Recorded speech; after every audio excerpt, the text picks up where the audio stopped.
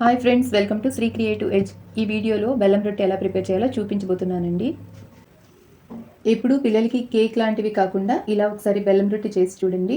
చాలా బలం, ఇంకా ఇష్టంగా తింటారు కూడా. బెల్లం రొట్టెకి సాధారణంగా అందరూ మినపగుళ్ళు, ఇడ్లీ రవ్వతో చేస్తారండి.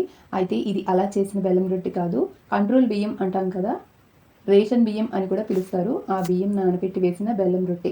ఇది అచ్చం కేక్ లాగా ఉండి స్మూత్గా దూది పింజిలాగా ఎంతో టేస్టీగా ఉంటుంది. పిల్లలైతే చాలా ఇష్టపడతారు. ఇది ఈవినింగ్ స్నాక్ గాను, బ్రేక్ఫాస్ట్గా కూడా తినొచ్చు. ముందుగా ఓ కప్పు రేషన్ బియ్యం నైట్ అంతా నానబెట్టుకుని ఓ చెక్క కొబ్బరి వేసి వాటర్ వేసి స్మూత్గా గ్రైండ్ చేయాలి. పిండి కన్సిస్టెన్సీ ఈ దోశల బ్యాటర్ కంటే కొంచెం చిక్కగా ఉండాలన్నమాట. ఆ తర్వాత ఓ కప్పు బియ్యానికి 1.5 వంతున బెల్లం తరిగి ఉంచుకోండి. ఈ బెల్లం పాకం పట్టాల్సిన పని లేదండి.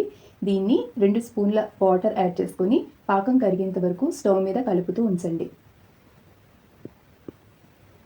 ఇలా బెల్లం మొత్తం కరిగిన తర్వాత ఒకసారి వడకట్టుకొని వేడిగా ఉండగానే పిండి పోస్తూ కలపాలి.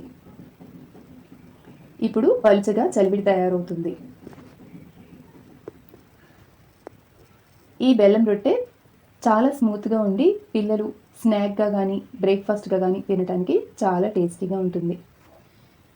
ఇప్పుడు ఒక ప్యాన్లో కొద్దిగా ఆయిల్ వేసుకుని సన్నగా తరిగిన కొబ్బరి ముక్కల్ని వేయించుకోండి.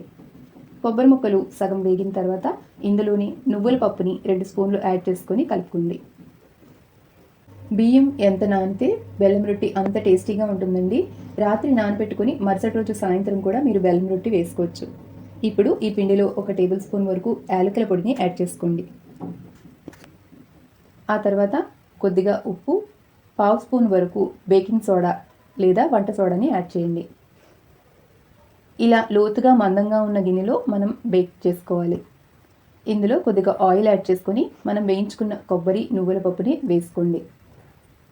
ఇప్పుడు వేడిగా ఉండగానే ఈ పిండి మిశ్రమాన్ని యాడ్ చేసుకుని లో ఫ్లేమ్లో 1/2 గంట నుండి 20 నిమిషాల వరకు బెల్లం రొట్టెని కాల్చుకోవాలి.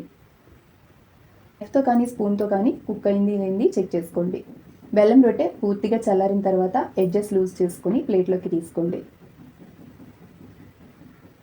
ఇది కొంచెం రోస్ట్ అయినట్టుగానే ఉంటుందండి, కానీ స్వీట్ సరిగ్గా సరిపోయి చాలా టేస్టీగా ఉంటుంది.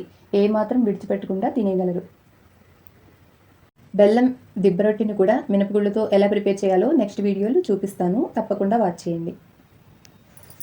ఒక్కసారి ఇలా స్నాక్ చేసి చూడండి, మీరు మళ్ళీ మళ్ళీ చేస్తారు. నేను చెప్పిన మెజర్మెంట్స్లో మీరు బెల్లం రొట్టె చేసినట్లయితే చాలా బాగా కుదురుతుందండి.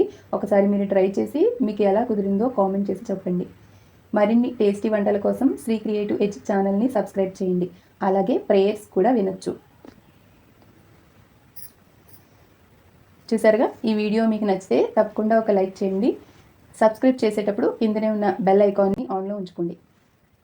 Thank you for watching.